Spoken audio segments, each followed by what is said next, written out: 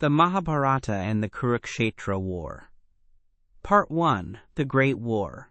How a family feud became cosmic drama. The Mahabharata tells of a struggle that began as a family dispute but transformed into a cosmic drama, and nowhere is this more evident than in the Kurukshetra War. The roots of the conflict lay in the rivalry between the Kauravas and the Pandavas, cousins who shared blood, yet stood on opposite sides of honor, ambition, and destiny. The Kauravas, led by Duryodhana, refused to cede even the smallest portion of the kingdom to their cousins, while the Pandavas, guided by Dharma and the counsel of Krishna, sought only their rightful share. What began as quarrels within the palace escalated to a war that drew in kings, sages, and warriors from across the known world, setting the stage for a conflict that would determine the fate of humanity. The Kurukshetra War was not simply a clash of armies, but a confrontation of principles. On one side stood the Pandavas, representing righteousness, justice, and the pursuit of Dharma, while on the other were the Kauravas, embodying greed, pride, and disregard for cosmic law. Yet the Mahabharata never paints the struggle in stark black and white, for even the virtuous Pandavas were forced to resort to deceit and harsh choices, and even the Kauravas displayed courage and loyalty.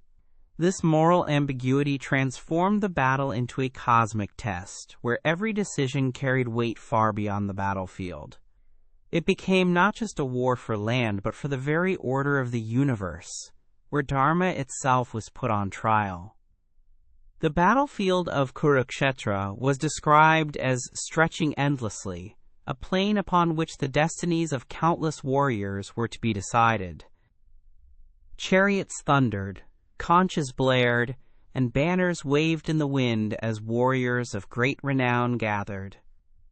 Bhishma, the grandsire of both Pandavas and Kauravas, led the Kaurava forces despite his deep affection for his grandsons on the opposing side, bound by his vow of loyalty to the throne of Hastinapura. Drona, the teacher of both clans, also joined the Kauravas, fighting against his beloved pupils. Such ironies and heart-wrenching bonds torn by duty underscored the Mahabharata's central theme, that Dharma is complex, often forcing one into choices where no path is free of sorrow. Krishna's role in the war was not as a warrior, but as the charioteer of Arjuna, the Pandava prince. His presence symbolized divine will guiding human endeavor. On the eve of battle, when Arjuna faltered upon seeing his kin arrayed against him, Krishna delivered the timeless message of the Bhagavad Gita, reminding him that the soul is eternal, that duty must transcend personal attachment, and that inaction in the face of a dharma is itself a betrayal of truth. This moment elevated the Kurukshetra War beyond a family feud, showing it as a stage for cosmic instruction, where the eternal laws of existence were revealed. The war thus became a sermon as much as a slaughter, binding philosophy to the clash of swords. The battles themselves were brutal, spanning 18 days of relentless combat. Each day witnessed scenes of extraordinary heroism and devastating tragedy. Warriors fought not merely for victory, but to uphold vows, honor, and loyalty to their kin. The Mahabharata spares no detail in recounting duels where brothers faced brothers, friends faced teachers, and fathers faced sons. The code of Dharma Yuddha, or righteous warfare, guided many encounters, but desperation often forced even the noblest to betray these rules. Tricks, ambushes, and outright violations of honor crept into the struggle, showing how war corrodes virtue. The killing of Abhimanyu, Arjuna's young son, trapped and slaughtered by overwhelming odds, epitomized the cruelty that tainted the war. Despite the weight of destiny, individuals fought with extraordinary determination. Bhima, fierce and relentless, became the destroyer of many Kaurava warriors, while Arjuna's skill with the bow was unmatched, his arrows cutting through enemy ranks like lightning. Karna, born of divine parentage yet aligned with the Kauravas out of loyalty to Duryodhana, stood as a tragic hero, torn between fate and friendship. His duel with Arjuna, where he fell after years of suffering humiliation and rejection, is one of the epic's most poignant episodes. Each warrior's fall was not just a military loss, but the collapse of entire legacies, for kingdoms and dynasties rose and fell with them. The moral complexity of the war deepened as the days dragged on. Yudhishthira, the eldest Pandava and embodiment of righteousness, found himself forced to sanction deceptions to ensure victory. Bhishma was brought down not by sheer force, but by exploiting his vow not to strike a woman when Shikhandi, born female but raised male, was placed before him in battle.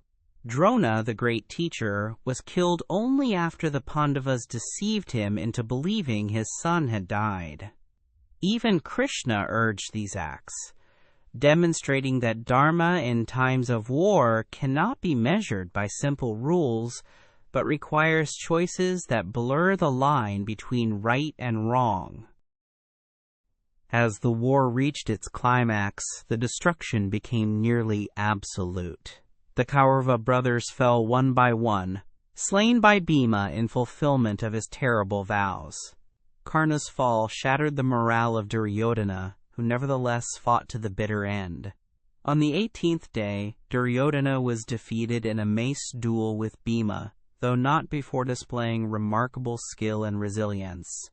Mortally wounded, he lay upon the battlefield, his pride unbroken even as his body failed. The war ended with rivers of blood and corpses covering the once fertile plain of Kurukshetra, a grim reminder of the cost of unchecked ambition and the inevitability of destiny. Yet the Mahabharata makes clear that victory was bittersweet for the Pandavas. Though they had gained the throne, their hearts were weighed down by grief for the countless lives lost, including many of their own kin and allies. The mothers of fallen sons wailed, the widows cursed the victors, and the land itself seemed drenched in sorrow.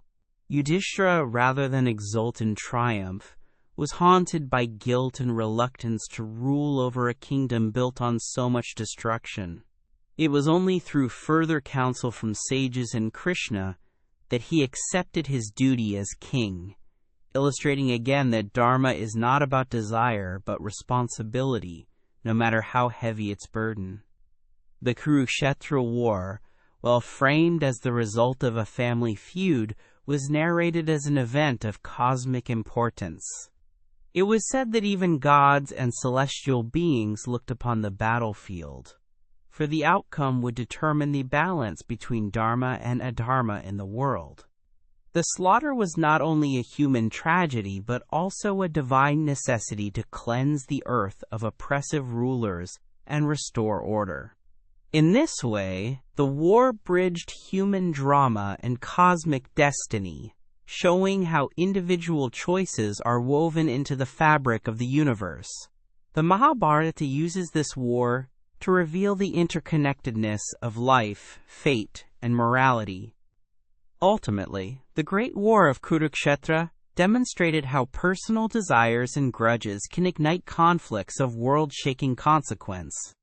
What began as a quarrel between cousins became a cosmic lesson on duty, righteousness, and the consequences of ambition. The Mahabharata presents this not as a simple tale of good versus evil, but as a mirror reflecting the complexities of human life, where even the virtuous stumble and the flawed shine with nobility. The family feud became cosmic drama because it revealed the eternal truth that the struggle between Dharma and Adharma exists within every heart, and the battlefield is not only Kurukshetra, but the soul of humanity. Part 2. The Pandavas. Heroes shaped by fire, exile, and fate. The Pandavas stand at the center of the Mahabharata, figures who embody both human vulnerability and divine strength. Born to Kunti and Madri through divine intervention, each of the 5 brothers carried within him the essence of a god. Yudhishthira was born of Dharma, Bhima of Vayu, Arjuna of Indra, and the twins Nakula and Sahadeva of the Ashwini twins. This heavenly origin did not spare them from suffering, but instead placed upon them the weight of destiny. From the moment of their birth, the Pandavas were marked for trials that would test their devotion to Dharma, their unity as brothers, and their capacity to endure pain. The fire of destiny burned through their lives, shaping them into the heroes who would one day stand on Kurukshetra's battlefield. The Pandavas' early years were shadowed by envy and rivalry. Their cousins, the Kauravas, led by Duryodhana, resented their popularity, strength, and divine aura. The palace became a place of intrigue and schemes, where the Pandavas' very survival was threatened. Their childhood was marred by the infamous incident of the House of Lac, a palace built of flammable materials where they were meant to perish. Alerted to the danger by their uncle Vidura, the Pandavas escaped through a secret tunnel, proving that their lives were under constant assault from fate and kin alike. These struggles in youth forged in them a resilience and caution that would later guide them through the labyrinth of betrayal and war. Yudhishthira, the eldest, was the very embodiment of righteousness and truth. His devotion to Dharma was so absolute that he often appeared hesitant or even weak in practical matters, yet his moral clarity made him a natural leader. His one flaw, however, was his weakness for dice, a failing that would later lead to disaster. Bhima, by contrast, was fierce, impulsive, and unmatched in physical strength. His appetite, both for food and for vengeance, often defined his actions, yet his loyalty to his brothers was unwavering. Arjuna, the third, was a warrior of supreme skill, trained in the use of celestial weapons and guided by Krishna himself. The twins Nakula and Sahadeva, though less celebrated, embodied beauty, wisdom, and quiet loyalty, contributing equally to the unity and strength of their family. The Pandavas' rise was momentarily secured when they won the hand of Draupadi, the princess of Panchala. Born from fire, Draupadi became their shared wife through a quirk of fate and maternal command, binding the brothers together in an even stronger union. Her fiery spirit and devotion made her central to their destiny, for her humiliation in the Kaurava court would later become the spark that ignited the Great War. The marriage to Draupadi also brought alliances and legitimacy, yet it deepened the jealousy of Duryodhana, who could not bear to see the Pandavas prosper. Their ascent was as rapid as their fall, and the wheel of fortune turned against them through the dice game that remains one of the most tragic episodes of the epic. The dice game, orchestrated by Duryodhana and his uncle Shakuni, exploited Yudhishthira's fatal flaw. Drawn into gambling by a sense of honor, Yudhishthira wagered his kingdom, his brothers, himself, and finally Draupadi. Each throw of the dice dragged the Pandavas further into humiliation, culminating in Draupadi's attempted disrobing before the court. This moment, where she invoked Krishna and was saved by divine intervention, became symbolic of the Pandavas' struggle between defeat and divine protection. Though dishonored, the Pandavas were not destroyed, and their exile became the crucible in which their heroism was forged. The dice game revealed not only the Pandavas' vulnerability, but also the merciless greed of the Kauravas. Exile was both punishment and preparation for the Pandavas. Cast into the forest for 13 years, they endured hardship, wandering, and constant threat. Yet these years were also filled with learning, penance, and the accumulation of divine weapons and wisdom. Arjuna journeyed to the heavens to receive celestial arms from Indra, training under the guidance of gods. Bhima encountered mystical beings and battled Rakshasas, his strength both tested and sharpened. Yudhishthira deepened his understanding of Dharma, even as he bore the shame of defeat. Nakula and Sahadeva cared for their brothers and grew in wisdom and skill. Draupadi too shared their suffering, her endurance matching that of her husband's, her anger smoldering as fuel for their eventual return. Exile transformed the Pandavas from princes into warriors tempered by destiny. Throughout their exile, the Pandavas were not alone, for Krishna remained their guide and protector. His visits to the forest brought counsel, assurance, and strategic foresight. He reminded them that their struggle was not merely personal but cosmic, that their battle would determine the balance of righteousness in the world. Krishna's presence affirmed their purpose, turning despair into determination. The Pandavas, faith in him and in Dharma, kept them from surrendering to bitterness. Their hardships were not simply trials, but steps toward the great confrontation that awaited. Every hunger endured, every humiliation remembered, and every lesson learned in the wilderness contributed to the strength with which they would one day reclaim their kingdom. The final year of exile, spent in disguise, tested the Pandavas' ability to restrain themselves. Forced to live incognito in the kingdom of Virata, they hid their true identities under humble roles. Yudhishthira became a courtier, Bhima a cook, Arjuna a eunuch dance teacher, and the twin stable keepers. Draupadi, too, assumed a humble role, yet faced harassment and danger even in disguise. These humiliations required restraint, for discovery would mean renewed exile. Their discipline during this year revealed that their strength was not only in weapons, but in patience and self-mastery. When the time of concealment ended, their identities revealed in dramatic fashion, the Pandavas emerged, ready to reclaim their place in history. As the drums of war approached, the Pandavas attempted peace. Krishna himself went as envoy to the Kaurava court, seeking to negotiate even the smallest share of land for the brothers. But Duryodhana, blinded by arrogance, refused even to yield space for as much land as a needle's point could cover.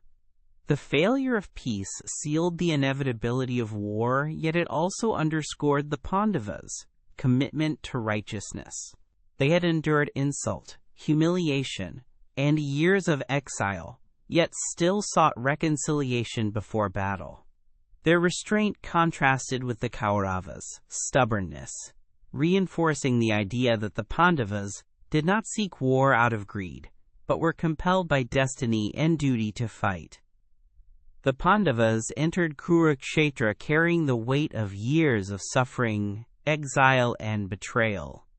Their lives had been shaped by fire, both literally in Draupadi's birth and metaphorically in their trials. Exile had hardened them, yet not stripped them of compassion. Their unity, tested through hardship, remained unbroken, and their faith in Krishna bound them to a purpose larger than themselves. They were not flawless heroes, for they carried weaknesses and doubts, yet those very imperfections made their journey human and relatable. As they stood on the threshold of the Great War, the Pandavas represented the resilience of Dharma. Heroes molded not by ease, but by the harsh fires of fate. The Pandavas, through their trials, became the living heart of the Mahabharata's message. Their lives demonstrated that greatness is not achieved without suffering, that exile can become the path to wisdom, and that fate often shapes heroes through pain rather than privilege. They emerged from every trial stronger, more determined, and more attuned to the cosmic order that guided them. As the war loomed, their story was not only that of princes reclaiming a throne, but of human beings embodying resilience, loyalty, and the eternal struggle for righteousness. The Pandavas were heroes shaped by fire, exile, and fate, and their legacy continues to burn in the memory of the epic. Part 3. Draupadi's Vow, Honor, Humiliation, and Divine Justice. Draupadi stands as one of the most powerful figures in the Mahabharata, her life embodying both profound suffering and unwavering strength. Born of fire during a great sacrifice, she was destined to alter the course of history. As wife to the 5 Pandavas, she became more than a queen. She was a binding force, a moral anchor, and at times the voice of vengeance. Her beauty and intelligence drew admiration, yet also envy and malice, particularly from Duryodhana and his brothers. The turning point of her destiny came during the infamous game of dice, where her honor was placed on the line before the Kaurava court. The humiliation she endured in that hall became the seed of the Kurukshetra War, for Draupadi's vow for justice was inseparable from the Pandavas' struggle. The game of dice, though presented as entertainment, was orchestrated as a trap by Shakuni, Duryodhana's cunning uncle. Yudhishthira, bound by his weakness for gambling and the code of honor that forbade refusal, was lured into wagering everything. One by one he lost his riches, his kingdom, his brothers, and even himself. At last, in a moment of despair and blindness, he staked Draupadi. She, the princess of Panchala and queen of Indraprastha, was reduced to a stake in a game of chance. Summoned to the court like a slave, Draupadi's refusal to submit became the beginning of her immortal stand. Her question to the assembly, whether Yudhishthira had the right to wager her when he had already lost himself, resonated with the silence of cowardly men and the laughter of her enemies. Dragged into the court by Dushasana, Draupadi was treated with contempt and stripped of dignity. The Kauravas mocked her, calling her a slave, and Duryodhana went so far as to gesture obscenely, inviting her to sit on his thigh. The pinnacle of outrage came when Dushasana attempted to disrobe her before the assembly, seeking to strip away her last shred of honor. In that moment of ultimate violation, Draupadi turned not to men but to the divine. She raised her arms in prayer to Krishna, surrendering to his protection. As Dushasana pulled at her garments, they miraculously became endless, layer upon layer of cloth, covering her body. Exhausted, Dushasana collapsed, while Draupadi stood untouched, shielded by divine grace. This miracle did not erase her humiliation, but it transformed it into a sacred vow for justice. In the silence of that court, Draupadi's voice cut sharper than any sword.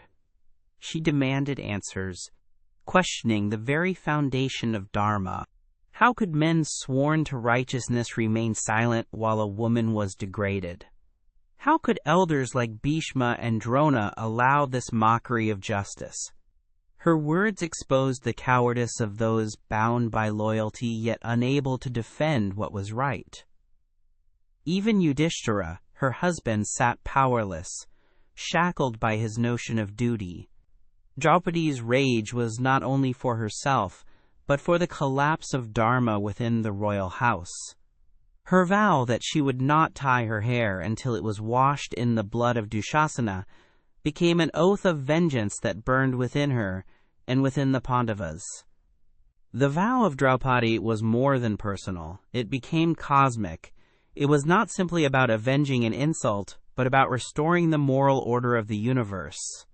Her humiliation had revealed the corruption of Hastinapura, where greed and arrogance overpowered justice, and where the silence of the wise enabled evil to thrive. Draupadi's anger embodied the voice of violated Dharma demanding retribution. Her vow was the fuel that kept the Pandavas, determination alive through years of exile. Every hardship, Every humiliation endured in the wilderness was remembered in the light of Draupadi's suffering. Her presence ensured that their war was not only for land or power, but for the restoration of righteousness. During their exile, Draupadi's pain surfaced again and again. She reminded her husbands of their dishonor and questioned their patience in waiting for justice. At times she rebuked Yudhishthira for his passivity, urging him to see that peace with the Kauravas was futile. Her words were sharp, but they sprang from truth, for she knew that the humiliation she had suffered could not be healed by compromise. She represented the unyielding demand for justice, a reminder that Dharma must not be passive but active, ready to defend itself against oppression. In her, the fire of Panchala burned unextinguished, fueling the resolve that exile would one day give way to victory. Draupadi's relationship with Krishna was central to her strength. In the moment of her greatest despair, it was Krishna who intervened, and throughout her journey he remained her confidant and protector. Their bond transcended that of family and entered the realm of the sacred, for Krishna was her divine ally. She turned to him when others failed her, and he reassured her that her suffering was not in vain, that the cosmic balance would be restored. Their connection highlighted the larger truth of the Mahabharata, that in times of despair, divine justice may act when human justice falters. Draupadi's trust in Krishna was her anchor, and his assurance strengthened her vow into a destiny that no force could prevent. On the battlefield of Kurukshetra, Draupadi's vow began to take shape as reality. When Bhima encountered Dushasana, he tore him apart with his bare hands, drinking his blood in a terrifying fulfillment of Draupadi's oath. The act was gruesome, yet it symbolized the restoration of her honor and the wrath of Dharma upon the violators. Duryodhana too faced his end, crushed by Bhima in a mace duel, marking the completion of the vengeance Draupadi had long awaited. Yet even in victory, Draupadi's heart was not free of sorrow. The blood of her enemies could not erase the trauma of humiliation, nor could it return the countless lives lost in the war that her vow had helped ignite. Justice was won, but it came at the cost of devastation. Draupadi's story does not end with revenge, for her role in the Mahabharata is more than that of a victim seeking retribution. She represents resilience, dignity, and the unbreakable will of a woman wronged yet undefeated. Her questions in the court remain timeless challenges to society. What is the worth of Dharma if it cannot protect the weak? What is the duty of the powerful when they remain silent in the face of injustice? Her vow was not only to avenge her humiliation, but to awaken the conscience of a world where power had silenced morality. In this, she became more than a queen. She became the embodiment of justice itself. The legacy of Draupadi's vow lies in its reminder that dishonor cannot be ignored, and that injustice, when left unpunished, corrodes the very foundation of society.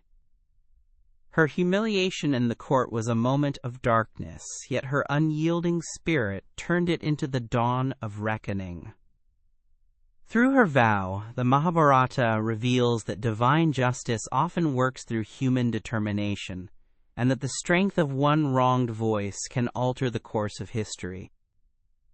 Draupadi's honor was restored not only by vengeance, but by her refusal to bow to silence, her insistence that justice must answer humiliation. Her vow lives as a symbol of the eternal demand for Dharma in the face of adharma. Thus, Draupadi's vow became the fire that guided the Pandavas' journey from disgrace to triumph.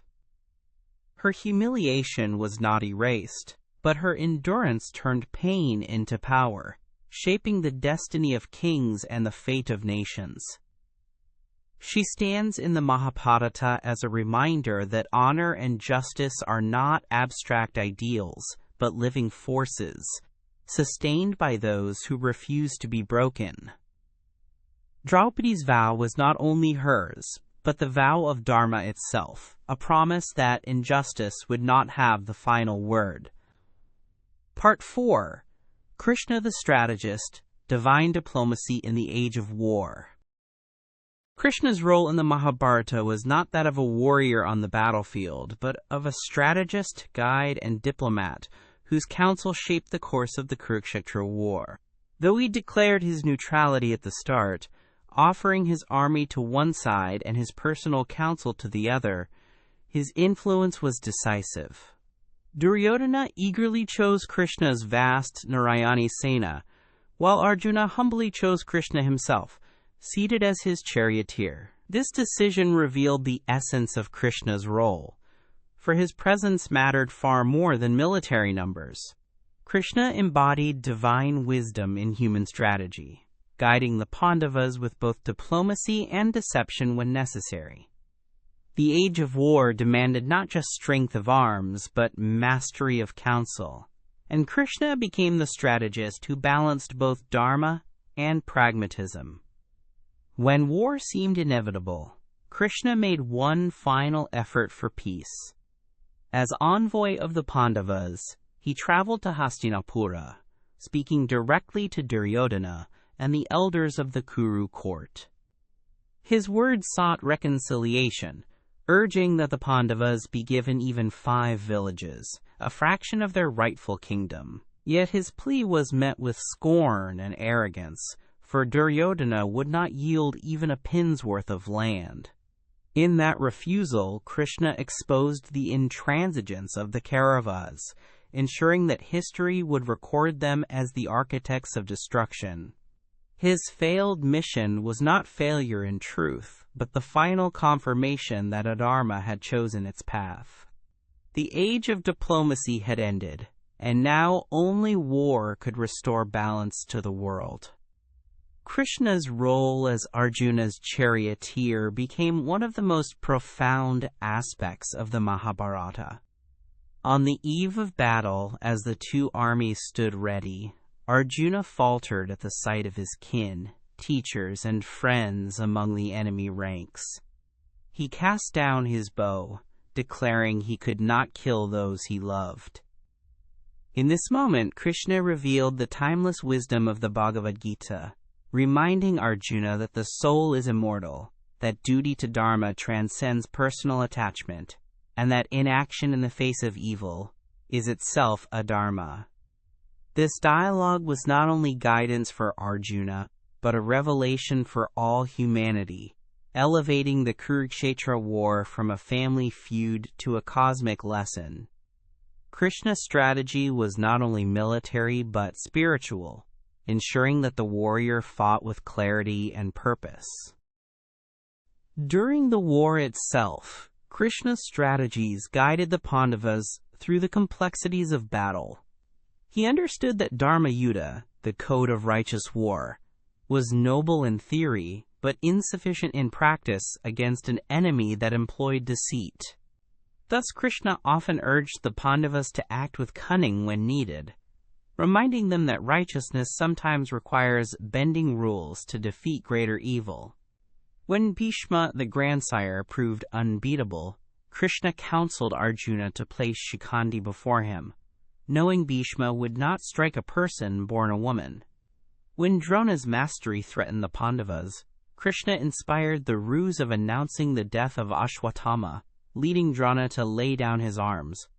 In each case, Krishna's strategy combined insight, timing, and a willingness to embrace paradox for the sake of victory. Krishna's presence also extended to bolstering morale and ensuring unity among the Pandavas. His counsel was not confined to Arjuna, but embraced Yudhishthira, Bhima, and the twins as well. To Yudhishthira, he emphasized the duty of kingship and the burden of leadership, ensuring that his hesitation did not weaken resolve. To Bhima, he channeled rage into focused strength, reminding him of his vows to slay the Kauravas.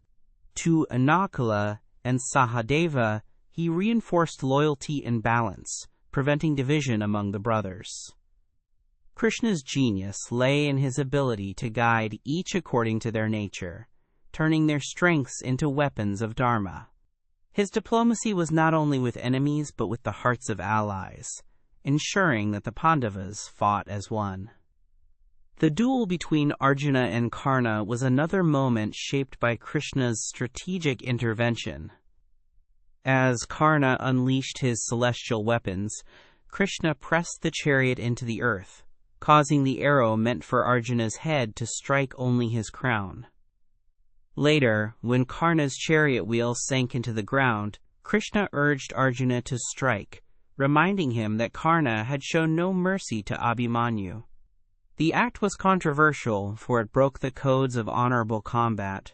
Yet Krishna's reasoning revealed his deeper understanding of war's reality. He knew that adherence to rigid codes against an unrelenting foe would only prolong suffering. By urging decisive action, Krishna ensured that the Pandavas' path to victory remained open, even at the cost of controversy. Beyond tactics, Krishna's diplomacy was cosmic in scope. He revealed his divine form in the Kaurava court before the war, expanding into a vision that encompassed the universe itself.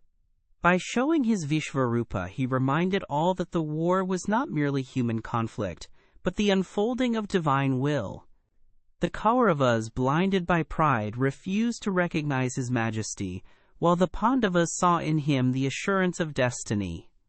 This revelation underscored that Krishna was not merely a strategist, but the embodiment of cosmic order.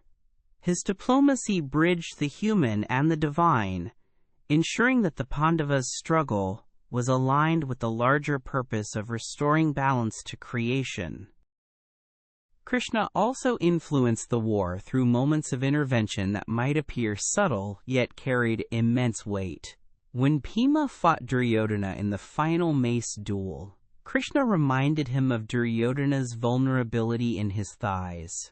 Though striking below the waist was forbidden, Krishna urged Bhima to break this rule, ensuring Duryodhana's defeat. This act symbolized Krishna's recognition that rigid adherence to rules could perpetuate injustice when facing an unscrupulous enemy. His strategy was guided not by appearances of fairness, but by the deeper principle of ending tyranny. Each of his interventions was an example of divine diplomacy, where the preservation of Dharma required bending, and at times breaking, the surface codes of conduct. The genius of Krishna's strategy lay in its blending of compassion and ruthlessness. He consoled Draupadi in her moments of despair, assuring her that justice would be done, while at the same time he counseled actions that defied conventional morality. His diplomacy acknowledged the complexities of human life, where simple rules could not contain the vastness of Dharma. He reminded the Pandavas that righteousness is not a fragile flower, but a force that sometimes requires harsh measures to protect the world from darkness. In this way, Krishna exemplified the paradox of divine diplomacy. To uphold justice, one must sometimes embrace the burden of seemingly unjust actions. In the end, Krishna's role in the Mahabharata was far more than that of a charioteer or counselor. He was the strategist who shaped the outcome of the war, the diplomat who bridged human effort and divine will, and the teacher who revealed the eternal truths of existence.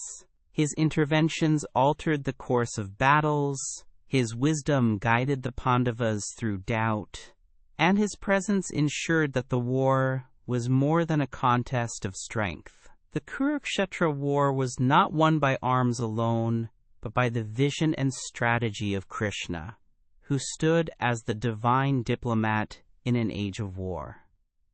Thus Krishna, through his counsel, diplomacy, and strategy, became the architect of victory and the guardian of Dharma. Part 5. Bhishma's Oath, Loyalty that Led to Destruction. Bhishma, the grandsire of the Kuru dynasty, stands as one of the most complex and tragic figures in the Mahabharata, a man bound by an oath so powerful that it defined not only his life, but also the fate of his lineage. Born Devavrata, son of King Shantanu and the river goddess Ganga, he was blessed with immense wisdom, strength, and divine weapons. Yet his destiny turned when he vowed lifelong celibacy so that his father could marry Satyavati. This terrible sacrifice, known as the Bhishma Pratigya, earned him his name, meaning, quote, "he of the terrible vow." His oath secured his father's happiness, but condemned himself to solitude, and more importantly, it tied him irrevocably to the throne of Hastinapura, no matter who sat upon it. Bhishma's oath bound him to absolute loyalty to the Kuru throne, regardless of the king's character or actions. Over the years, this vow forced him into roles where he supported rulers whose decisions he could not condone. He served as regent, advisor, and commander, always upholding his promise to protect the dynasty. While his wisdom and valor preserved the kingdom through many crises, the same vow prevented him from intervening decisively when corruption, envy, and arrogance began to consume the royal household. His silence during Draupadi's humiliation, though painful to him, became one of the darkest stains on his legacy, for his loyalty to the throne outweighed his duty to protect a woman wronged before all. In Bhishma, the Mahabharata shows the paradox of loyalty that is so rigid it blinds itself to justice. When the rivalry between the Pandavas and Kauravas escalated into war, Bhishma was compelled by his vow to lead the Kaurava forces. Though he loved the Pandavas as his own grandchildren, his oath chained him to Duryodhana's side. His heart was torn, for he knew that Dharma lay with the Pandavas, yet his loyalty lay with the throne of Hastinapura, embodied in the Kauravas. As commander of the Kauravata army during the early days of the war, Bhishma became both protector and destroyer, his arrows felling countless warriors, even as his conscience lamented the path he was forced to walk. The grandeur of his might was inseparable from the tragedy of his bondage. Bhishma's martial prowess was legendary. On the battlefield of Kurukshetra, he was like a blazing fire, scattering the Pandava forces with unmatched skill. For 10 days he led the Kaurava army, his presence inspiring fear among the Pandavas and their allies. None could stand against him directly, for he possessed the boon of choosing the moment of his death, making him nearly invincible. Yet Bhishma himself had no desire to annihilate the Pandavas, and his restraint often showed. He fought with honor, refusing to target women or strike at those who sought peace. In him, the epic depicts the tragic grandeur of a warrior who wields power yet longs for resolution, who fights because of duty but mourns every arrow loosed. Krishna understood that the Pandavas could not prevail while Bhishma led the Kaurava host. Though he revered the grandsire, he urged Arjuna to find a way to bring him down. Bhishma himself had earlier confessed that he would not strike Shikhandi, who was born female but raised as a male warrior. Krishna seized upon this vulnerability, instructing Arjuna to use Shikhandi as a shield in battle. When the moment came, Bhishma faced Arjuna's arrows but refused to raise his weapons against Shikhandi. Pierced by countless shafts, he fell from his chariot, his body resting upon a bed of arrows, suspended above the earth. Even in defeat, his dignity was unmatched, for he chose to fall yet not die, using his boon to delay his death until an auspicious moment. The fall of Bhishma was not merely a military turning point, but a moral revelation. His defeat showed that the mightiest of warriors could be brought down not by sheer force, but by the paradox of their own vows. His oath of celibacy had denied him descendants, leaving the Kuru throne vulnerable to endless succession disputes. His oath of loyalty had forced him to side with Adharma, even against his own conscience. His refusal to fight Shikhandi, born of his sense of honor, became the path of his undoing. The very principles that defined Bhishma's greatness also became the instruments of his destruction. The Mahabharata presents him as a man bound by the rigidity of duty, whose inability to bend led to catastrophe for all. On his bed of arrows, Bhishma became a teacher rather than a warrior. He instructed Yudhishthira in the duties of kingship, law, and morality, delivering long discourses on governance, justice, and the balance of power. In this role, he sought to repair the damage wrought by his earlier silence, imparting wisdom that could guide the Pandavas in ruling justly after the war. His teachings, known as the Shanti Parva, remain one of the most significant sections of the Mahabharata, for they preserve his insight into Dharma even as his body lay broken. It was as though the gods had preserved his life so that he might redeem himself through knowledge, if not through action. The paradox of Bhishma's life is that his vow, intended as an act of supreme sacrifice, became the seed of destruction for the very dynasty he sought to preserve. His celibacy denied the throne a stable lineage, leading to generations of conflict and rivalry.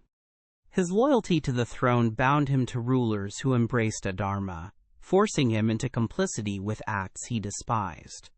His rigid adherence to principle blinded him to the higher demands of dharma, which sometimes require breaking an oath for the sake of justice. In him, the Mahabharata portrays the tragic truth that even noble intentions can lead to ruin when they harden into inflexible chains. Bhishma's story is not simply that of a warrior, but of the dangers of absolute loyalty. His greatness lay in his selflessness. Yet his downfall lay in his inability to recognize that vows must serve dharma, not the other way around.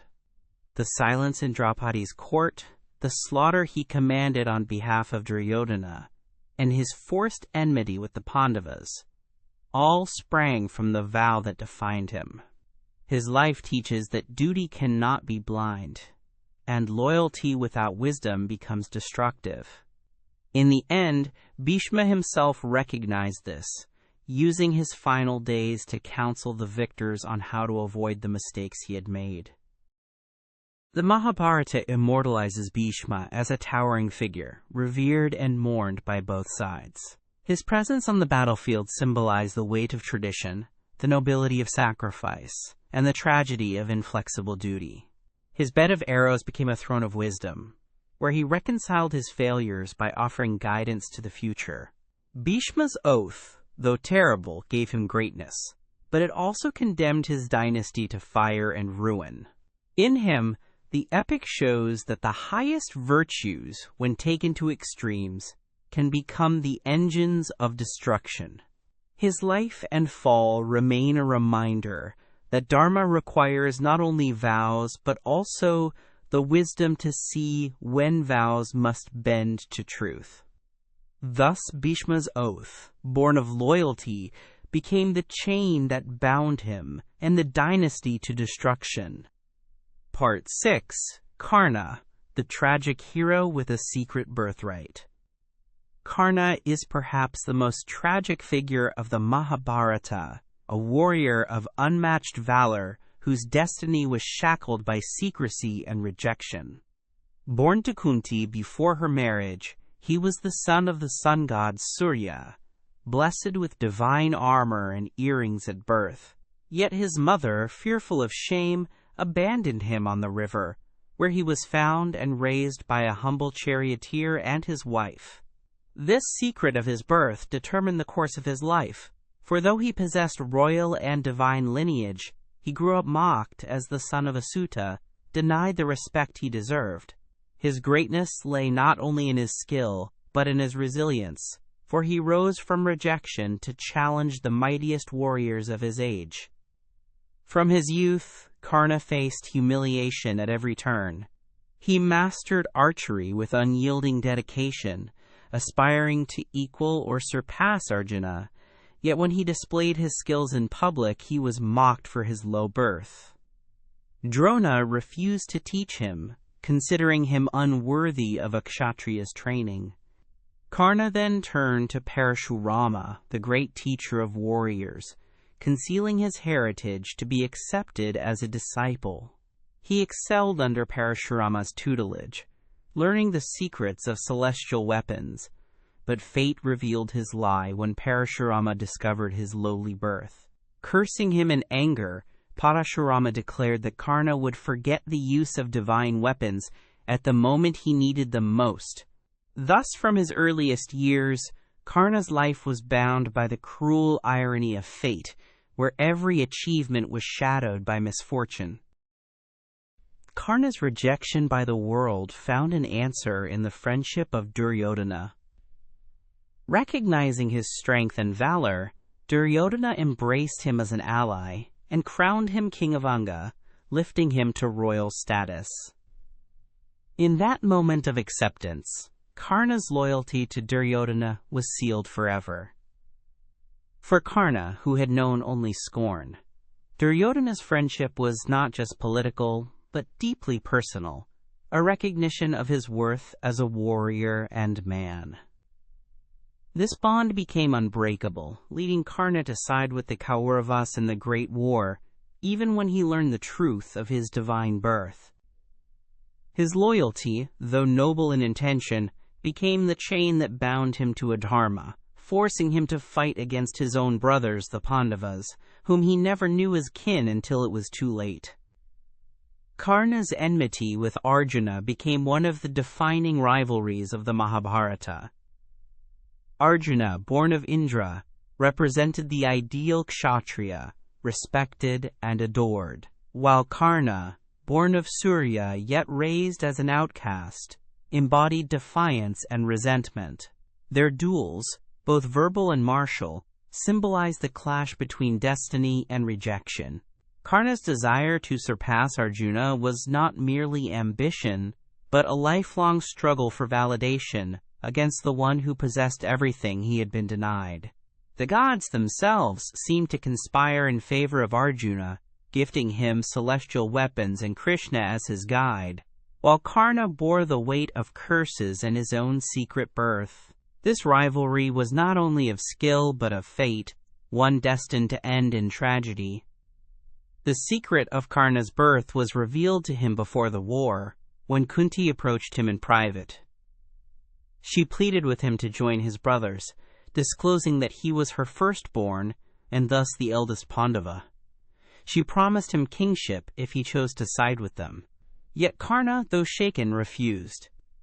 His loyalty to Duryodhana outweighed his claim to royalty, for he could not betray the man who had given him dignity when no one else had. He agreed only that he would not kill any Pandava except Arjuna, and that Yudhishthira would survive to rule. This choice revealed the nobility of Karna's heart, yet it also sealed his tragic destiny, for he knowingly chose the side of Adharma out of loyalty and gratitude. On the battlefield, Karna proved his might time and again. His arrows blazed like fire, cutting down Pandava warriors and allies with unstoppable force. He challenged Arjuna repeatedly, and his skill with the bow was second to none. Yet fate's curses haunted him at crucial moments. The memory of Parashurama's curse loomed, and when his chariot wheel sank into the ground during his final duel with Arjuna, the prophecy was fulfilled. At that moment, as Karna struggled to free his chariot, Krishna urged Arjuna to strike, reminding him of the merciless killing of Abhimanyu. Karna's weapons failed, his curses bore fruit, and his life ended not in glory but in helplessness, betrayed by the destiny that had shadowed him since birth. Karna's death was not merely the fall of a warrior, but the climax of a tragic life. He died unrecognized by his brothers, unaware of the full truth of his lineage until after his fall. When the Pandavas learned that he had been their elder brother, their grief was immeasurable. Yudhishthira cursed his own mother for concealing the truth, declaring that no woman would ever again keep a secret from her husband. The revelation of Karna's identity turned victory into ashes for the Pandavas, for they realized they had killed their own blood in battle. Karna's tragedy was not only his defeat, but the loss of what might have been, had fate and secrecy not conspired against him. The character of Karna embodies contradictions. He was both noble and flawed, loyal yet aligned with the wrong cause, generous to a fault yet consumed by resentment. His charity was legendary, for he never turned away a supplicant, even giving away his divine armor and earrings to Indra in disguise, leaving himself vulnerable. His loyalty to Duryodhana was unwavering, yet it tied him to cruelty and injustice. His pride often led him into rash words, especially against Draupadi, whom he insulted during her humiliation in the Kaurava court. These contradictions make him not a figure of simple virtue or vice, but a deeply human hero, whose greatness was inseparable from his flaws. Karna's story in the Mahabharata highlights the theme of fate versus free will. Though he made choices, many of his sufferings were the result of curses, secrecy, and destiny. Born with the gifts of Surya, he was cursed by Parashurama, cursed by the earth goddess for slaying her calf, and abandoned by his mother at birth. Each curse struck him at decisive moments, ensuring that his greatness would always be marred by tragedy. Yet Karna did not surrender to despair. He lived with dignity, fought with valor, and remained steadfast to his vows. His life demonstrates the complexity of Dharma, where even noble intentions can lead to destruction when bound to flawed choices and fateful circumstances. In the end, Karna is remembered not merely as a warrior defeated by Arjuna, but as a tragic hero whose life reflects the cruelty of fate and the resilience of the human spirit. His secret birthright, concealed until too late, turned him into a man torn between what he was and what he believed himself to be. His loyalty to Duryodhana, though misguided, was born of gratitude and love, qualities that reveal his nobility. His suffering, more than his victories, defines him, for he bore humiliation, rejection, and curses with unyielding strength. Karna's legacy in the Mahabharata is that of a hero who might have changed the fate of the world had he been recognized, but who instead became the greatest tragic figure of the epic. Thus Karna, the son of the sun, shone brightly yet briefly, his light veiled by destiny, leaving behind the eternal image of a hero bound by a secret birthright. Part 7. Duryodhana. Villain, victim, or something else.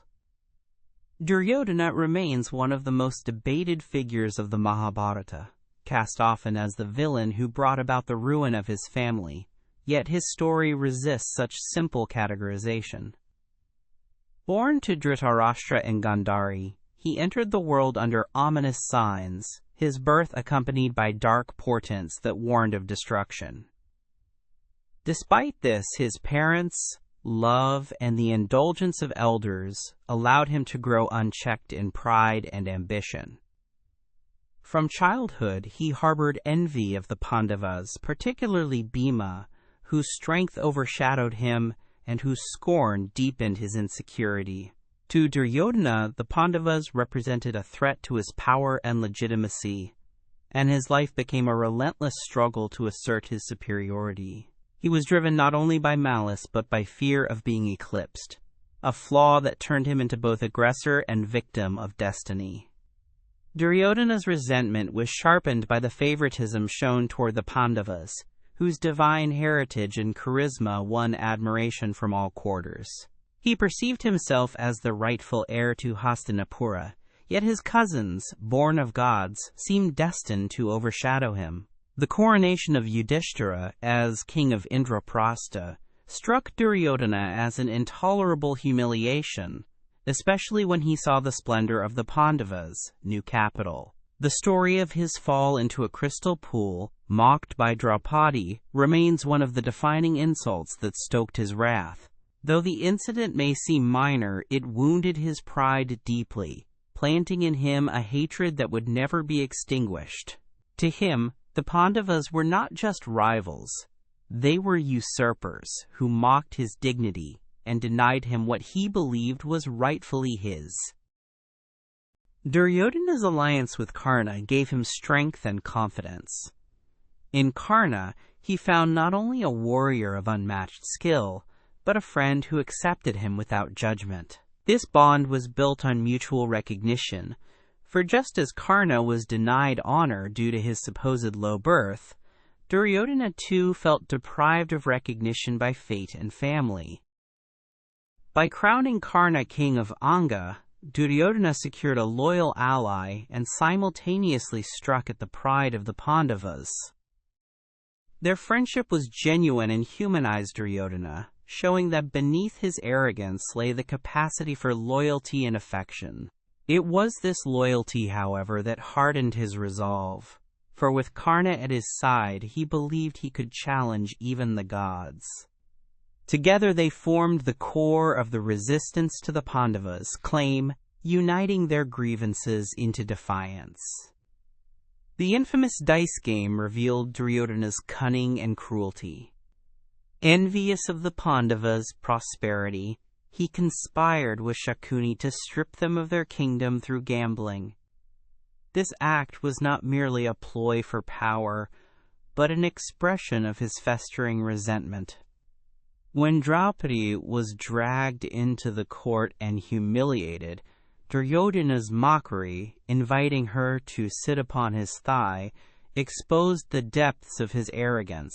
Yet even in this moment of vileness, his actions reflected a wounded pride rather than cold malice. To him, the humiliation of Draupadi was the symbolic defeat of the Pandavas, a reassertion of his superiority. His blindness to Dharma in that moment sealed his fate, for the vow Draupadi took for vengeance became the fire that consumed the Kauravas. His arrogance was inseparable from his insecurity, for he struck at honor to mask his own vulnerability. Exile did not soften Duryodhana's hatred, but only deepened his conviction. While the Pandavas wandered in forests, he sought to ridicule them further, even attempting to mock their suffering by parading his wealth before them. Yet when captured by Gandharvas during such an act, he was humiliated and ironically rescued by the very Pandavas he despised. This episode reflected the contradictions of his character, for though he rejoiced in the suffering of others, he remained bound by kinship ties that fate cruelly emphasized. His inability to reconcile pride with humility pushed him further down the path of destruction. In every humiliation he endured, his determination to destroy the Pandavas grew stronger, revealing that his enmity was as much with fate as with his cousins. When the time for war came, Duryodhana refused every attempt at reconciliation. Krishna's plea for peace, even for 5 villages, was dismissed with scorn. This refusal was not simply stubbornness, but the culmination of his lifelong insecurity. To grant land to the Pandavas, however small, would mean acknowledging their legitimacy, something he could not accept. In his mind, compromise was equivalent to defeat. His arrogance thus masked desperation, for he feared losing power more than life itself. His rejection of peace ensured that the war was inevitable, but it also reflected his inability to envision a world where he shared power. His vision was narrow, rooted in pride, and it condemned not only him but his entire lineage to ruin. On the battlefield, however, Duryodhana displayed qualities that complicate his image as a simple villain. He fought bravely, standing firm against the mightiest of warriors. His loyalty to his friends and family, especially to Karna, was unshaken even in the face of destruction. He did not flee or abandon his allies, but endured the slaughter of his brothers with courage. In his final mace duel with Bhima, he fought valiantly, displaying skill that even his enemies admired. His fall came not through weakness but through Krishna's urging of Bhima to strike below the waist, breaking the rules of combat. Mortally wounded, he lay upon the battlefield with unbroken pride, his spirit refusing to yield even as his body failed. In this moment he emerged not as a coward but as a tragic figure, destroyed by his flaws but dignified in his end. Duryodhana's death scene is among the most poignant in the Mahabharata. As he lay dying, the surviving warriors praised his valor, while the Pandavas themselves recognized his courage. He declared that though he lay defeated, he died a king, having enjoyed every pleasure and luxury, and would ascend to heaven as a warrior who had fallen in battle. This defiance transformed him from villain into something more complex, a man who lived and died true to his vision, however flawed. The Mahabharata does not deny his arrogance or cruelty, but it also grants him dignity in death, acknowledging that he was not purely evil but a human being driven by pride, fear, and fate. His final moments echo the paradox of his life, condemned by his choices, yet elevated by his courage.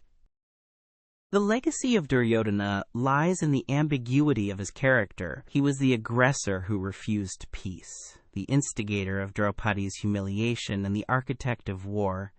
Yet he was also the loyal friend, the courageous warrior, and the man who challenged destiny itself. His villainy cannot be separated from the circumstances of his birth, the indulgence of elders, and the partiality that fueled his resentment. Nor can his courage and loyalty be ignored, for they reveal the humanity within him. The Mahabharata presents him not as a demon, but as a deeply flawed man whose pride destroyed him. In this, Duryodhana becomes not only a villain, but also a victim of his own nature and of the destiny that shaped him. Thus Duryodhana remains an enigma, neither wholly villain nor entirely victim, but something more, a human being whose flaws, pride, and courage shaped the course of the Great War. Part 8. Yudhishthira's Dilemma. Can a righteous man lie? Yudhishthira, the eldest of the Pandavas, was renowned for his unwavering commitment to truth and righteousness. Known as Dharmaraja, he was often seen as the very embodiment of virtue, guided by principles of honesty and justice even when they brought him suffering.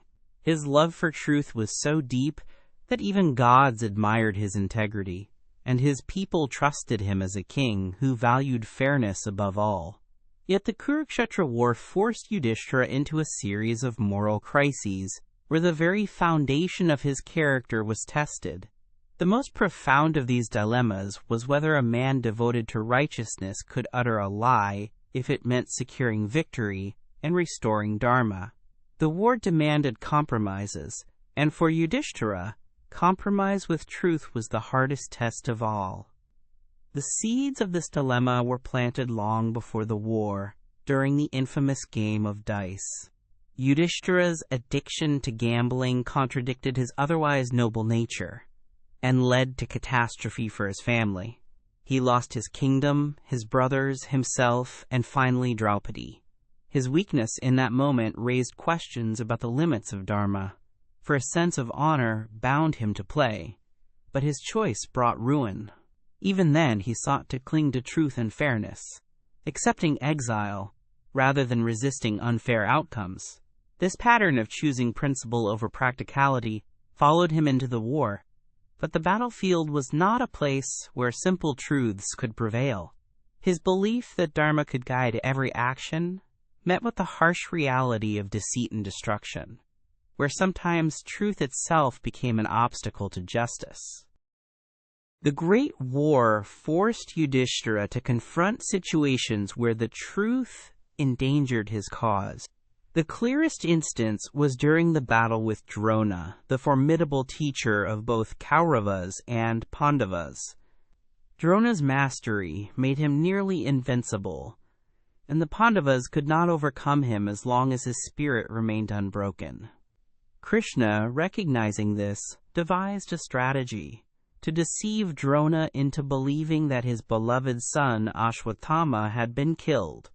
Yudhishthira, known for never uttering a falsehood, was chosen to deliver the fatal message. He announced that Ashwatthama is dead, adding under his breath that it was an elephant by that name. But the latter words were drowned by the blare of conches. This moment revealed the collision of Yudhishthira's devotion to truth with the demands of war, for he became complicit in deception to secure victory. Yudhishthira's lie shattered not only Drona but also his own sense of self. Drona, stricken with grief, laid down his arms and was slain, marking a turning point in the war. Yet the moral cost weighed heavily on Yudhishthira. The epic describes how his chariot, which had until then floated above the ground due to his virtue, descended to the earth after he uttered the half-truth. This symbolic moment showed the loss of his perfect integrity, a reminder that even the most righteous man cannot escape the compromises of life. His dilemma was not simply whether to lie, but whether upholding truth at all costs was greater than the responsibility to end suffering and restore order. In this moment, Yudhishthira chose the greater good over absolute truth, but it left scars upon his conscience. The question of whether a righteous man can lie goes beyond Yudhishthira himself, for it strikes at the heart of the Mahabharata's exploration of Dharma. The epic repeatedly shows that Dharma is not a set of rigid rules, but a fluid principle that depends on time, place, and circumstance. Yudhishthira's lie was not selfish, but necessary to prevent further bloodshed, yet it violated the very ideal that defined him. In this paradox lies the power of his dilemma, the recognition that righteousness is not always pure, and that sometimes the path of truth must bend to prevent greater injustice.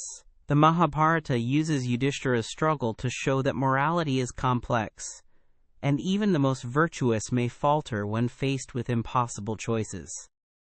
Yudhishthira's moral anguish did not end with Drona's death. Later, he was again forced to deceive when Bhima, eager to fulfill his vow of killing Duryodhana, needed an advantage. Krishna instructed Bhima to strike Duryodhana on the thighs, an act forbidden in mace combat. To facilitate this, Yudhishthira distracted Duryodhana with words that weakened his resolve. Once again, he found himself implicated in actions that bent the rules of honor. Each such act chipped away at his certainty, reminding him that kingship and war demanded not just virtue but compromise. Yudhishthira's dilemma deepened, for he was a man who longed for clarity, yet found himself mired in ambiguity. His path was not of shining truth, but of truth muddied by necessity, and this left him restless even in victory. After the war, Yudhishthira's conscience tormented him. Though the Pandavas had triumphed, the cost was immeasurable. Countless lives lost, families destroyed, and kin slain.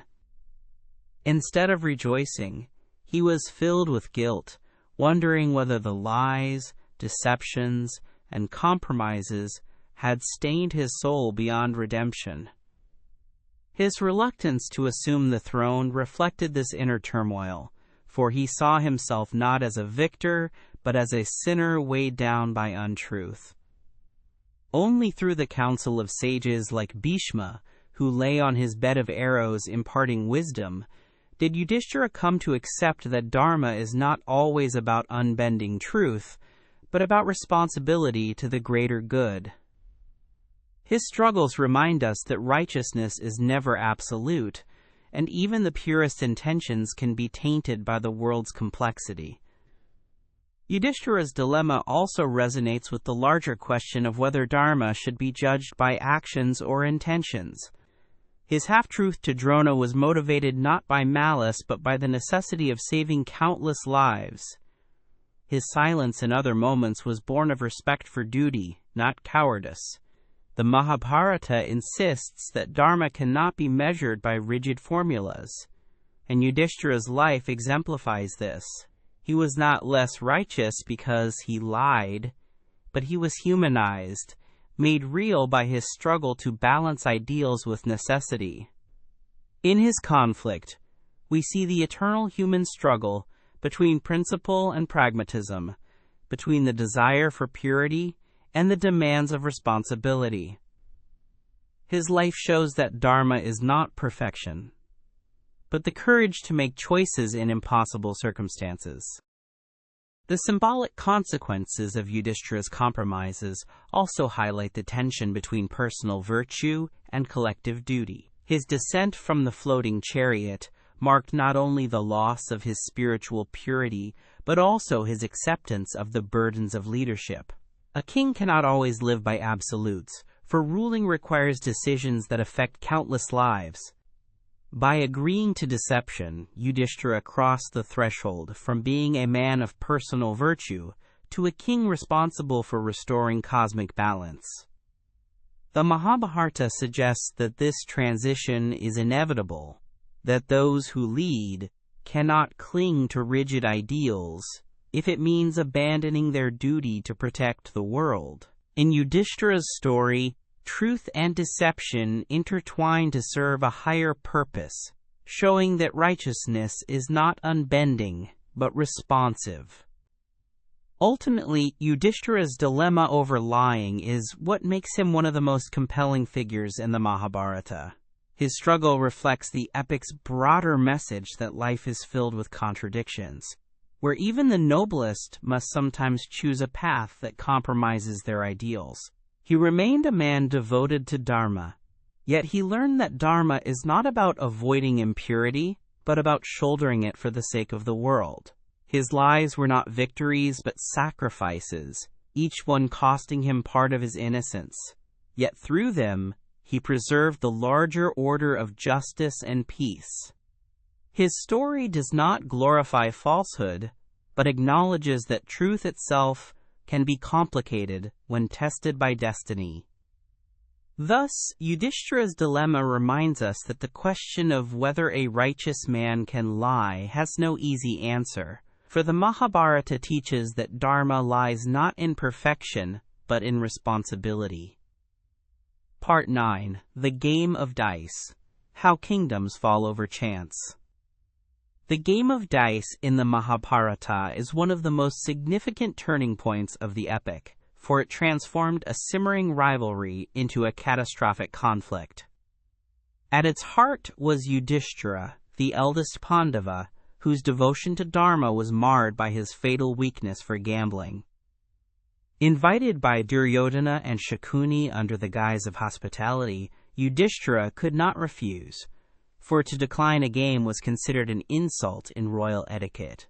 What began as a contest of chance quickly became a carefully laid trap, with Shakuni's mastery of loaded dice ensuring Yudhishthira's inevitable defeat. The fall of a kingdom was not wrought by armies or weapons, but by the rolling of dice, and in this fragile game lay the seeds of Kurukshetra's devastation. Yudhishthira's decision to play was itself rooted in the complexities of dharma. As king, he could not reject a challenge in the court of Hastinapura without appearing dishonorable, for hospitality and duty required him to accept. Yet his acceptance revealed his weakness, for gambling preyed upon his pride and desire to prove himself. Each throw of the dice pulled him deeper into ruin, and the assembled elders remained silent as the game unfolded. His identity as Dharmaraja could not protect him from the manipulations of Shakuni, who played not for chance but with certainty. The game was less a contest and more a snare, yet Yudhishthira walked into it willingly, blinded by duty and his own flaw. In this moment, the fate of kingdoms rested not on valor but on dice. The game escalated swiftly from wagers of wealth to wagers of sovereignty. First went Yudhishthira's riches, then his lands, then his kingdom itself, each loss deepening his desperation. Yet he continued, unable to stop, bound by the momentum of the game and the goading of his cousins. The court, filled with kings and elders, watched in silence, some aghast, others complicit, as the Pandava king gambled away all that he held dear. When the kingdom was lost, he staked his brothers one by one, and each fell with the dice. Finally, in a moment of despair, he gambled himself, making himself the slave of Duryodhana. Still unsatisfied, he wagered Draupadi, the queen of Indraprastha, reducing her to property in a moment of unforgivable dishonor. The summoning of Draupadi to the court marked the nadir of the Pandavas, humiliation. Dragged by her hair into the assembly, she questioned the legality of Yudhishthira's wager, asking whether a man who had already lost himself could stake his wife. Her words, sharp as arrows, exposed the moral corruption of the Kauravas. Victory. Yet the silence of the elders, including Bhishma, Drona, and Kripa, reveal the paralysis of Dharma in that hall. Duryodhana, reveling in triumph, mocked Draupadi openly, even baring his thigh in obscene insult.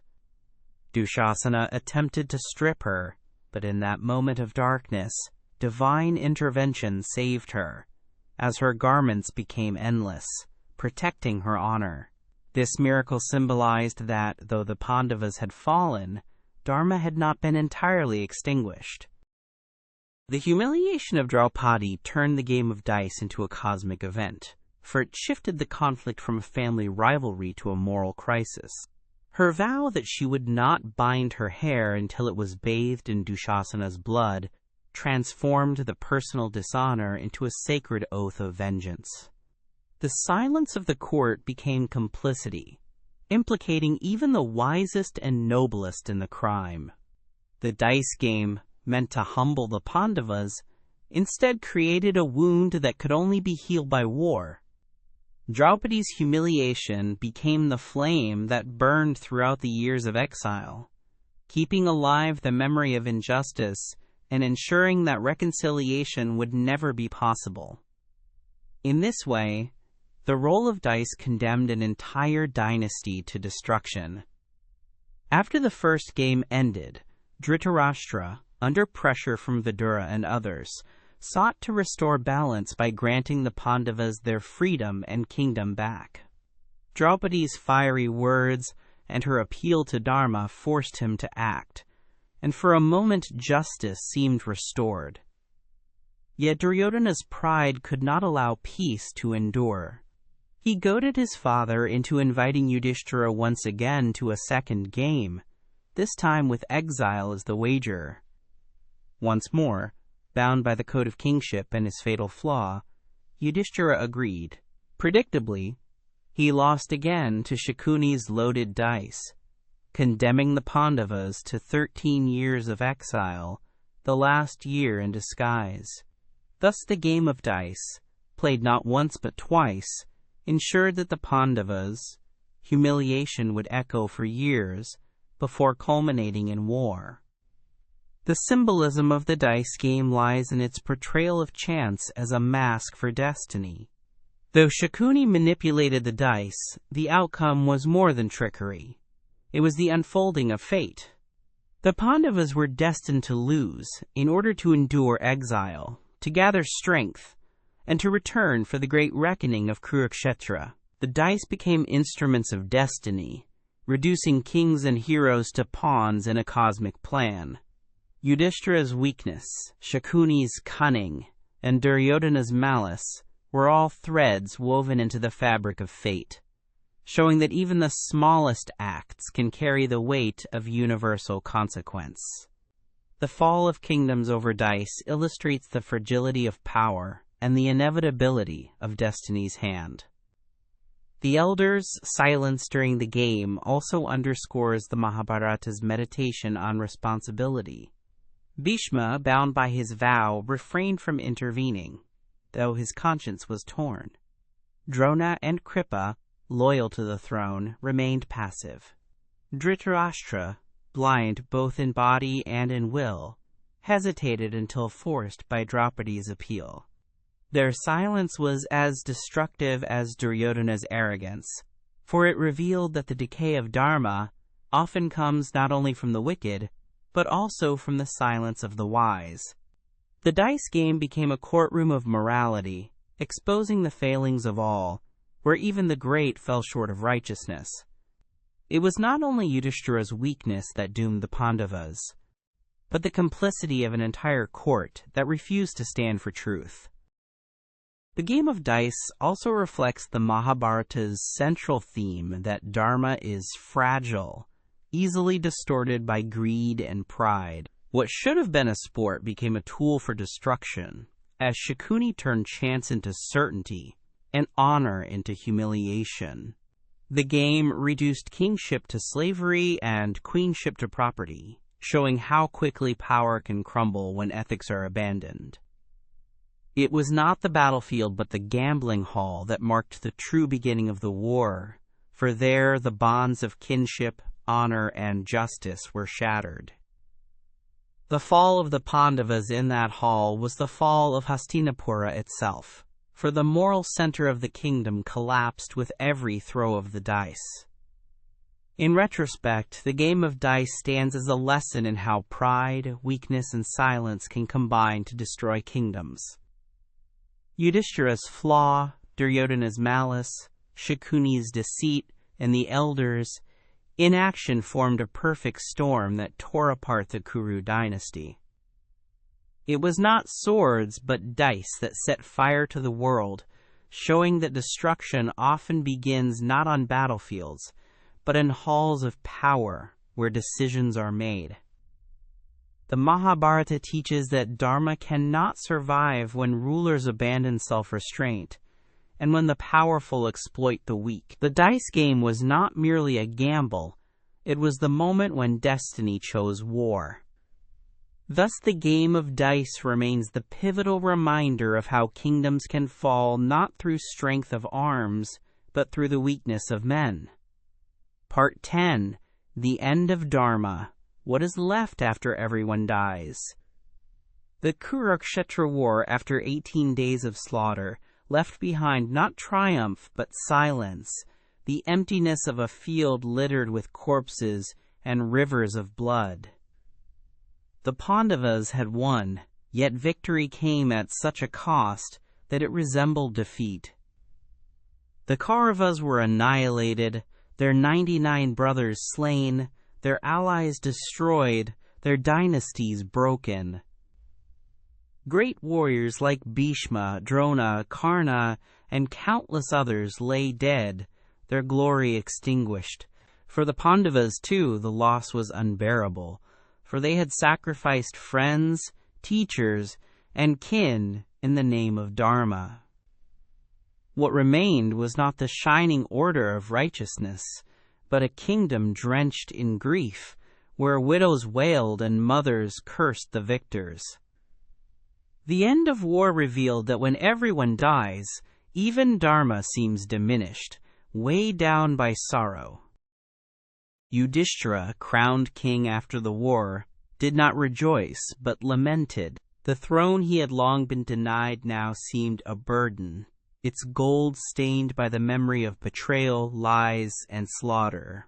He doubted whether Dharma had truly been served, for though the Pandavas fought in its name, they had resorted to deception and broken rules of combat to secure victory.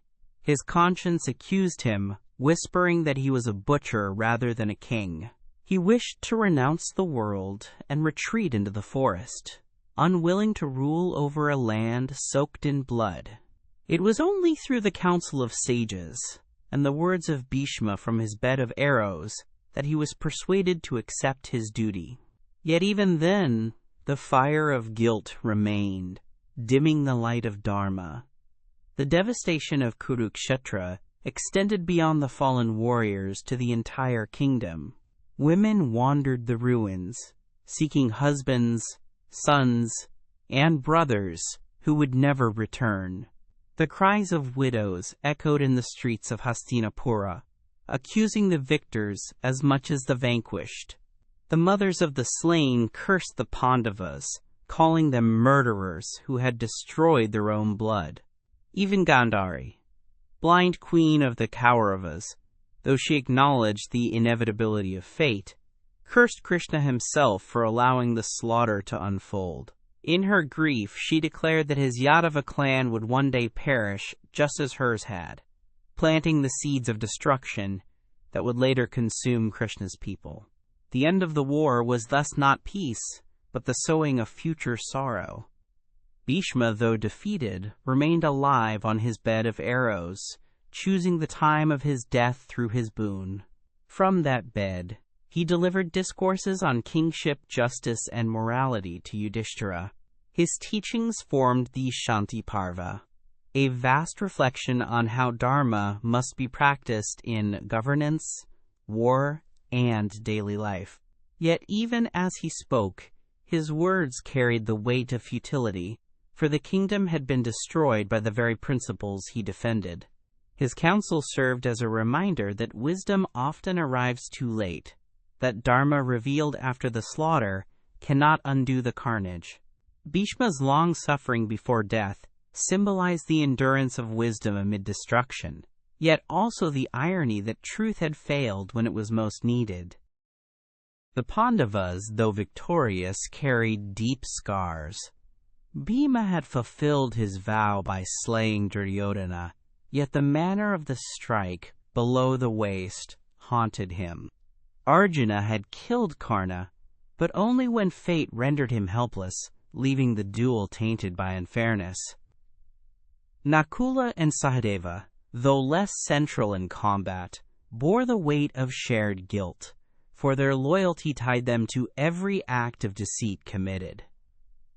Draupadi saw her vow fulfilled when Dushasana's blood touched her hair, yet even her triumph brought no joy, for her sons, the Upapandavas, were murdered in their sleep by Ashwatthama. The family that had endured exile and humiliation now sat upon a throne surrounded by ashes, their righteousness marred by grief. Krishna, who had guided the Pandavas, became the focus of both gratitude and accusation. Without his counsel, they could not have won, yet his strategies often required bending or breaking rules of Dharma. He had urged deception against Bhishma and Drona, guided Arjuna to kill Karna in his moment of weakness, and reminded Bhima to strike Duryodhana unfairly. Krishna justified these acts as necessary to defeat adharma, but to many they blurred the line between right and wrong. Gandhari's curse against him symbolized the doubt surrounding divine justice itself. Though Krishna embodied Vishnu, the preserver of cosmic order, he too was implicated in the destruction, revealing that even divine strategy carries the burden of human suffering. Ashwatthama's vengeance after the war added another layer of tragedy. Consumed by rage after his father Drona's death, he entered the Pandava camp at night and massacred their sleeping sons. This act of cruelty brought Draupadi new sorrow, and the Pandavas pursued Ashwatthama for revenge. Though they defeated him, his curse upon the Pandavas and his own eternal wandering embodied the endless cycle of grief. No victory could erase the horror of sons slain in the night, and no justice could undo the cruelty of revenge. The war's aftermath showed that Dharma, once broken, could not be fully restored, for each act of violence bred new wounds that no teaching could heal. The Mahabharata emphasizes that Dharma is fragile, and the Kurukshetra War shattered it in ways that could not be mended. The Pandavas' triumph brought order to the throne, yet it left behind bitterness, widows, and curses that would haunt the lineage for generations. Even when Yudhishthira ruled with fairness and wisdom, the scars remained. The epic suggests that when war consumes all, Dharma itself becomes a casualty, for righteousness loses meaning in a world where honor and justice have been trampled. The end of Dharma is not its disappearance, but its weakening, its inability to console or fully justify the suffering that remains after death. Eventually, the Pandavas themselves grew weary of power and sorrow. After years of rule, they renounced their kingdom and set out on the Mahaprasthana, the great journey to the Himalayas, seeking liberation.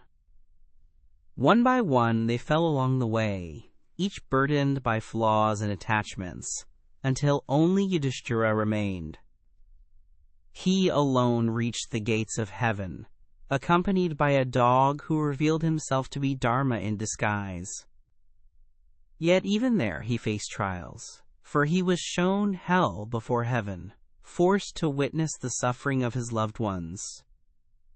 This final test reflected the essence of his life, the endless struggle between righteousness and sorrow, truth and compromise. The end of Dharma was not certainty, but ambiguity, where even the righteous suffer before finding peace. The aftermath of Kurukshetra reveals the Mahabharata's ultimate message. War cannot truly restore righteousness, for its cost is too great. The destruction of families, the silencing of women, the curses of mothers, and the tears of widows linger long after victory. Dharma, though upheld in principle, seems hollow in practice when measured against the sea of blood that sustains it. The end of the war is not the triumph of truth, but the recognition of its fragility, the awareness that human beings, bound by flaws and fate, can only approximate righteousness in a world of suffering. What is left after everyone dies is not clear answers but haunting questions, reminding us that the pursuit of Dharma is endless and incomplete. Thus the Mahabharata concludes that the end of Dharma is not its destruction, but its transformation into the eternal struggle of humanity, a reminder that righteousness must always be sought anew, even in the ruins of war.